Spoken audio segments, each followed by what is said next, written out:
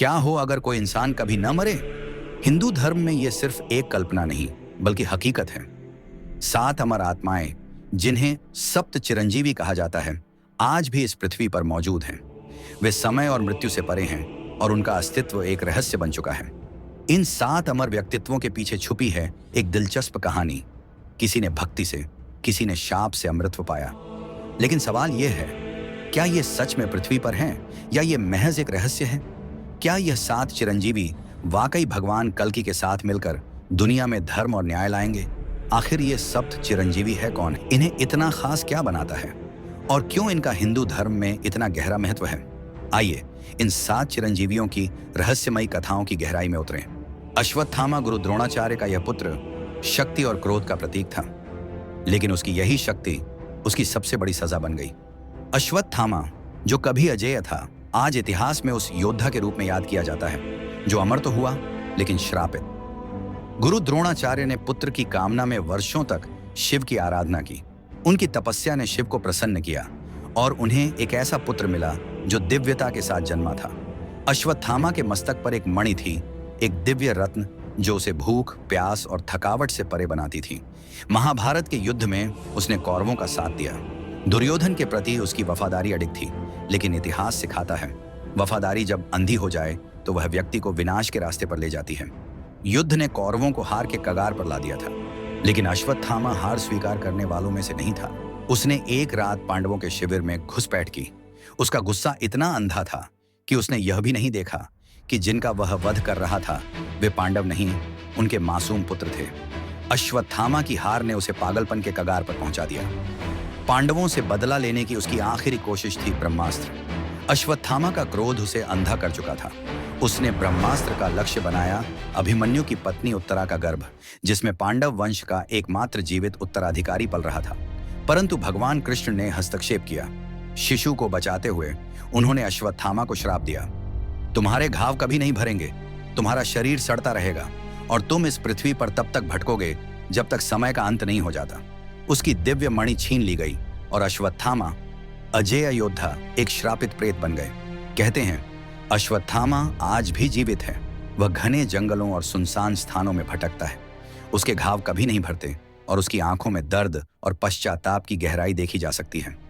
लोगों का कहना है कि वह कभी कभी शिव मंदिरों में दिखता है, लेकिन जैसे ही सूरज की पहली किरण पड़ती है वह गायब हो जाता है। एक ऐसा योद्धा जिसने अमरता पाई, लेकिन उस अमरता की कीमत अनंत पीड़ा और अकेलेपन के रूप में चुकाई। वह आज भी जीवित है, कहीं किसी घने जंगल में, हमें याद दिलाने के लिए कि पाप और प्रतिशोध का भार कितना भारी हो सकता है। परशुराम, भगवान विष्णु के 6ठे अवतार, वह योद्धा हैं जिनके परशु की गूंज से धरती कांप उठी, और वह आर्षि हैं जिनकी तपस्या से स्वर्ग भी नतमस्तक हो गया। महर्षि जमदग्नि और पुण्यशाली रेणुका के पुत्र परशुराम का जन्म कोई साधारण घटना नहीं थी। यह अधर्म और अत्याचार को समाप्त करने के लिए भगवान विष्णु की दिव्य योजना का हिस्सा था। बचपन से ही वह अपने पिता के प्रति अडिग भक्ति और कठोर अनुशासन के प्रतीक थे। लेकिन उनका जीवन तब भयानक मोड़ लेता है जब अधर्मी राजा कार्तवीर्य अर्जुन ने उनके परिवार का अपमान और उनकी पिता का वध किया। यह अपमान परशुराम के भीतर वह ज्वाला प्रज्वलित करता है जिसने उन्हें 21 बार क्षत्रिय अधिपतियों का संहार करने पर मजबूर कर दिया। उन्होंने अपनी दिव्य परशु से पृथ्वी को रक्त से लाल कर दिया और कहते हैं उनकी क्रोधाग्नि ने नदियों को रक्त धाराओं में बदल दिया। अधर्मियों के विरुद्ध यह क्रूर अभियान परशुराम की अद्वितीय क्रोध और न्याय की छवि को अमर बना देता है। लेकिन परशुराम का जीवन केवल विनाश तक सीमित नहीं था। धर्म की स्थापना के बाद वह तपस्या में लीन हो गए और युगों तक अमर गुरु के रूप में विद्यमान रहे।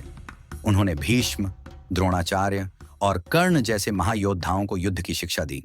परशुराम का अमृतत्व उनके लिए एक अत्यधिक कठिन जिम्मेदारी बन गया, क्योंकि वह युगों तक पृथ्वी पर रहकर धर्म की रक्षा करते रहे। वह वन और पर्वतों में तपस्या करते हुए जीवन व्यतीत करते हैं और कहा जाता है कि वह भगवान विष्णु के अंतिम अवतार कल्कि के आने का इंतजार कर रहे हैं। जैसे ही कल्कि अवतार का समय आएगा, परशुराम अपने परशु को फिर से उठाएंगे और अधर्म के विनाश में योगदान देंगे। नंबर 3, 7 चिरंजीवियों में से बलि का नाम शक्ति, बलिदान और मोक्ष का प्रतीक बनकर उभरता है। एक शक्तिशाली सम्राट अपने प्रजा का प्रिय और बलि की कहानी महानता और विनम्रता का अद्वितीय संगम है, जो एक दैवीय घटना से पूरी तरह बदल जाती है। जिससे वह हिंदू पौराणिक कथाओं के सबसे अद्वितीय अमर पात्रों में से एक बन जाते हैं। बलि, जो असुरों के राजा के रूप में प्रसिद्ध थे, उनका साम्राज्य इतना विशाल था कि उनका सामर्थ्य देवताओं के समान था। महर्षि वीरोचन के पुत्र और प्रहलाद के पोते बाली ने अपनी भूमि में समृद्धि स्थापित की थी और अपने प्रजा के कल्याण के लिए हमेशा समर्पित रहते थे। उनका शासन न्याय, शांति और धर्म के प्रति अडिग निष्ठा का था। लेकिन उनकी अपार शक्ति और उदारता ने देवताओं को भयभीत कर दिया। वे डरते थे कि बलि की बढ़ती हुई शक्ति ब्रह्मांड के संतुलन को बिगाड़ सकती है। इस कारण से भगवान विष्णु ने वामन अवतार लिया, एक बौने ब्राह्मण के रूप में, और महाबली द्वारा आयोजित एक विशाल यज्ञ में पहुंचे जिसमें वह देवताओं को बलि चढ़ा रहे थे। वामन ने महाबली से एक साधारण वरदान मांगा, 3 पग भूमि। महाबली ने अपनी गर्व और विनम्रता में उसे बिना सोचे समझे स्वीकार कर लिया। लेकिन उन्हें इस बात का एहसास नहीं था कि जो बौना ब्राह्मण उनके सामने खड़ा है वह असल में भगवान विष्णु स्वयं है। वामन ने अपना रूप बढ़ाया और अपने पहले कदम में पृथ्वी को, दूसरे में आकाश को और तीसरे में पूरी ब्रह्मांड को कवर किया। अब कोई स्थान नहीं बचा था। बलि ने जब वामन को भगवान विष्णु के रूप में पहचाना तो वह घुटनों पर झुके और अपने सिर को अंतिम कदम के रूप में अर्पित कर दिया। भगवान विष्णु ने महाबली की अडिग भक्ति और विनम्रता से अभिभूत होकर उसे अमृतत्व का वरदान दिया, लेकिन एक शर्त के साथ। महाबली को पाताल लोक, असुरों का क्षेत्र पर शासन करना होगा।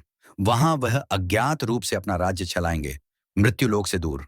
हर साल ओणम के त्योहार के दौरान यह माना जाता है कि महाबली अपने लोगों से मिलने के लिए लौटते हैं। यह उनके पृथ्वी और अपनी प्रजा से अनंत बंधन का प्रतीक है। केरल में लोग इस दिन को बड़े धूमधाम से मनाते हैं, अपने प्रिय राजा की वापसी का सम्मान करते हुए। नंबर 4, महाभारत के सबसे आकर्षक पात्रों में से एक कृपाचार्य। उनकी चमत्कारी उत्पत्ति से लेकर राजगुरु की भूमिका तक उनकी यात्रा महाकाव्य के कथा विधान में एक महत्वपूर्ण स्तंभ है। कृपाचार्य की कथा उनके पिता ऋषि शरद्वान से आरंभ होती है। शरद्वान शस्त्र विद्या के अप्रतिम ज्ञाता थे और जन्मजात धनुर्विद्या में निपुण थे। उनकी अडिग साधना और युद्ध कौशल ने देवताओं को चिंतित कर दिया। इंद्र ने उनकी शक्ति को विचलित करने के लिए अप्सरा जनपदी को भेजा। शरद्वान ने उसकी माया को तो त्याग दिया, परंतु एक क्षणिक विचलन ने उनके बाणों और शस्त्रों को भूमि पर गिरा दिया। इसके परिणाम स्वरूप उनकी ऊर्जा से धरती पर 2 संतानों का जन्म हुआ, एक पुत्र और एक पुत्री। इन जुड़वां बच्चों को राजा शांतनु ने पाया और उनकी दिव्य उत्पत्ति को पहचानते हुए अपने महल में लाया। उन्होंने पुत्र का नाम कृप और पुत्री का नाम कृपी रखा और दोनों को राजसी परवरिश दी। जब शरद्वान को अपने बच्चों की स्थिति का पता चला तो उन्होंने महल में आकर उन्हें स्वीकार किया और वैदिक, शास्त्रीय और युद्ध कला का ज्ञान प्रदान किया। कृपाचार्य की अद्वितीय धनुर्विद्या और विद्वता ने उन्हें हस्तिनापुर का राजगुरु बना दिया। द्रोणाचार्य के आने से पहले उन्होंने कौरवों और पांडवों को युद्ध कौशल की शिक्षा दी। उनकी बहन कृपी का विवाह द्रोण से हुआ, जिससे उनका परिवार हस्तिनापुर के राजदरबार के साथ और अधिक जुड़ गया। महाभारत के दौरान कृपाचार्य ने केवल एक शिक्षक के रूप में ही नहीं, बल्कि एक योद्धा के रूप में भी महत्वपूर्ण भूमिका निभाई। उन्होंने कौरवों की ओर से युद्ध लड़ा और अपनी अद्वितीय युद्ध कला और निष्ठा का प्रदर्शन किया। हालांकि वह कौरवों के पक्ष में थे, उनके कार्य सदैव धर्म द्वारा प्रेरित थे, जिससे उनके शत्रु भी उनका सम्मान करते थे। युद्ध की समाप्ति और अधिकांश योद्धाओं के नष्ट हो जाने के बाद भी कृपाचार्य जीवित रहे। हस्तिनापुर के राज दरबार में उनकी उपस्थिति ने ज्ञान और परंपरा की निरंतरता को सुनिश्चित किया। उन्होंने अर्जुन के पौत्र और हस्तिनापुर के भविष्य के राजा परीक्षित के गुरु बनकर पांडव वंश को संरक्षित करने में महत्वपूर्ण भूमिका निभाई। कृपाचार्य का जीवन कर्तव्य और निष्पक्षता के प्रति उनकी निष्ठा का प्रमाण है। यद्यपि उन्होंने कौरवों के पक्ष में युद्ध किया, उनकी निष्ठा हस्तिनापुर के सिंहासन और धर्म के प्रति थी। नंबर 5, रावण और कुंभकर्ण के छोटे भाई विभीषण राक्षस वंश की अंधकारमयी पृष्ठभूमि में धर्म और प्रकाश के प्रतीक के रूप में खड़े होते हैं। आर्षि विश्रवा और राक्षसी कैकसी के पुत्र विभीषण का जीवन दैवीय भक्ति और राक्षसी परंपरा का एक अद्भुत संगम था। बचपन से ही विभीषण का झुकाव धर्म और सत्य की ओर था। अपने पिता आर्षि विश्रवा के आध्यात्मिक विचारों से प्रेरित होकर उन्होंने सत्य, न्याय और धार्मिकता के सिद्धांतों को अपनाया। जब रावण ने माता सीता का अपहरण किया तो विभीषण ने इसे अधर्म और अन्याय माना। उन्होंने बार बार रावण को चेतावनी दी कि सीता को उनके पति भगवान राम को लौटा दें। जब विभीषण ने देखा कि रावण का मार्ग विनाश की ओर जा रहा है तो उन्होंने सत्य और धर्म के पक्ष में खड़ा होने का साहसिक निर्णय लिया। उन्होंने अपने परिवार और राज्य का त्याग किया और भगवान राम की शरण ली। यह निर्णय विश्वासघात नहीं, बल्कि धर्म के प्रति उनकी अटूट निष्ठा का प्रमाण था। भगवान राम ने उनकी सच्चाई और भक्ति को पहचाना और उन्हें खुले दिल से स्वीकार किया। लंका के युद्ध में विभीषण की जानकारी और मार्गदर्शन राम की सेना के लिए अत्यंत मूल्यवान साबित हुए। उन्होंने रावण की सेना और उसकी कमजोरियों के रहस्य उजागर किए, जिससे राम को विजय प्राप्त हुई।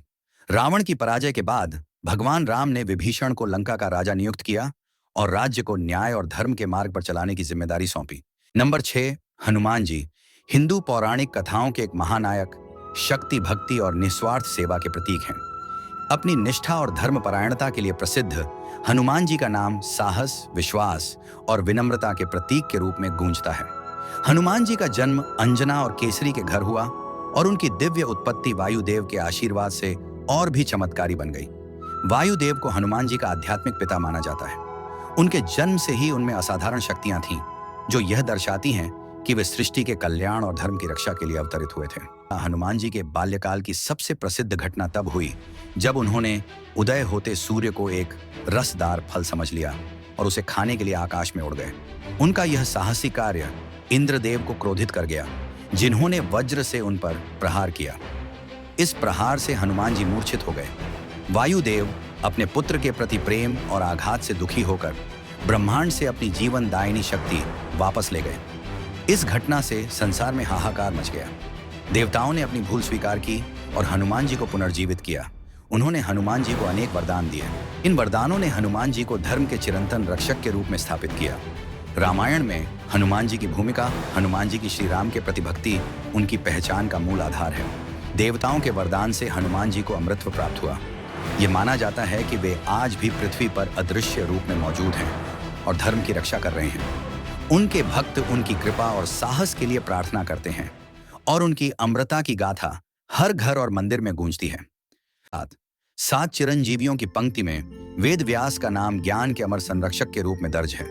कृष्ण द्वैपायन के रूप में विख्यात वे केवल एक आशी नहीं, बल्कि धर्म के सूत्रधार और आध्यात्मिक ज्ञान के प्रकाश स्तंभ हैं। उनकी कृतियों और योगदानों ने समय और स्थान की सीमाओं को पार कर मानवता को युगों युगों तक दिशा प्रदान की है। उनका जन्म एक द्वीप पर महर्षि पराशर और मछुआरिन सत्यवती के पुत्र के रूप में हुआ। यह जन्म साधारण नहीं था, यह ब्रह्मांडीय उद्देश्य से ओतप्रोत था। उन्होंने वेदों को 4 भागों आर्ग, यजुर, साम और अथर्व में विभाजित कर इसे संरक्षित किया। यह कार्य इतना महान था कि इसके लिए उन्हें वेद व्यास की उपाधि दी गई। लेकिन उनकी सबसे महान देन मानवता को महाभारत के रूप में मिली। इसे रचते समय उन्होंने भगवान गणेश को अपना लिपिक बनाया, जिन्होंने शर्त रखी कि वह बिना रुके लिखेंगे। भारत काल के दौरान उन्होंने कुरु वंश के प्रमुख पात्रों भीष्म, धृतराष्ट्र, पांडवों और कौरवों को मार्गदर्शन दिया। उन्होंने सत्ता के उत्थान और पतन को देखा, लेकिन हर परिस्थिति में सत्य और धर्म की रक्षा की। चिरंजीवी के रूप में वेद व्यास आज भी विद्यमान हैं। ऐसा माना जाता है कि वह मानवता की आध्यात्मिक प्रगति पर नजर रखते हैं और यह सुनिश्चित करते हैं कि पवित्र ज्ञान संरक्षित